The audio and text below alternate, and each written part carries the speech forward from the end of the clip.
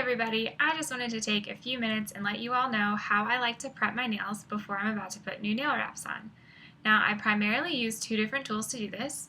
One of them is an orange stick, and the other are these cuticle trimmers. They are super sharp and they have a hole in the end so I can see exactly what I'm going to be trimming. Now, there's a few other tools I like to make other people aware of because everybody preps their nails a little bit differently. So this is a rubber cuticle pusher. It has a flexible tip on it, some nail clippers, some tweezers, and some curved nail scissors. Now it's going to be up to you to figure out what tools work best for your prepping process. First, I like to start by trimming and then filing my nails so they're all shaped and ready to go. Next, I like to push back my cuticles. This is a really important process because otherwise you're going to be applying your nail wraps over your cuticles, and that's bad because it's going to create a space in between your nail wrap and your nail bed, and dirt and oil and all kinds of stuff is going to get underneath there, and it's going to cause the edges of that nail wrap to lift up. And we don't want that. We want nail wraps that last as long as possible. So to do this, I take my nail and my cuticle pusher, and I'm just going to lay it on my nail and push it back all the way to the back of the nail bed. Now, I don't really have any cuticles left on these fingers because I've already prepped my nails today.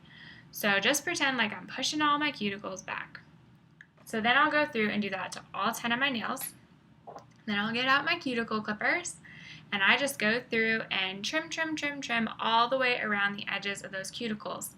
Now, it's really important that you're being really careful with these guys because they can cause you to bleed if you're trimming too sharp, and we don't want that. So you want to trim off as much of your cuticle as possible, but you don't want to trim it too short. Now, if you don't get all of your cuticle, it's gonna fall a little bit, and you can go back through later and trim it, but it could also cause more problems with your wraps, so you really want to make sure you're getting as much as possible. Now, there's one more step I always like to make people aware of, and that is the fact that you need to be pushing back and getting rid of your invisible cuticles. That's right, invisible. Everybody's growing them as we speak, and we need to get rid of them.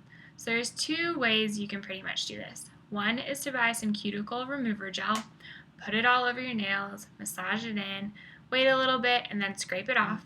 Or you can do what I do. I soak my nails in warm water, or I wash my hands in warm water for a little while, and make sure everything is nice and warm and moist. Then I take my orange stick again, and I just scrape with a little bit more pressure all over my nail. This causes that invisible nail to start to flake up, and it's white and you can see it, and you can just wipe it off with a towel.